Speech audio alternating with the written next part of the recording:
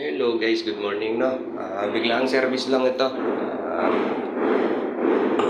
May patawag no, stock up compressor, contaminated na yung langis.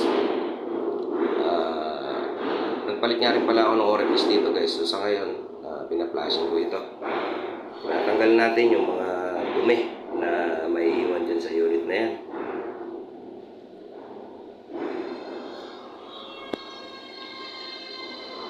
So ito nga pala yung lumang compressor niya. Kita naman dyan na stock up na at saka itim na talaga yung langis niya. Nagpalit din tayo ng orifice dyan kasi sigurado yan pagka ganyan ang kulay ng langis, matik yan pagdating sa orifice. Pwede naman linisan pero ako kasi ang standard ko, palitan ko na ng bago para mas maganda. Bago compressor, bago orifice, bago ang filter, bago ang belt.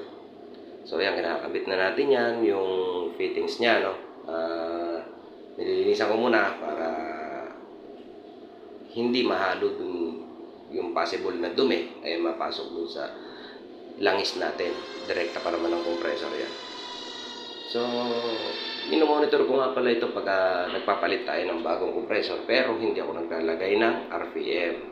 Yan kasi ang standard ko kapag bago ang compressor, mas maganda kung hindi lagyan ng RPM. So, wala pang 2 hours yan guys, no? Kaya nang nilabas niya, naka-minor lang yung unit natin.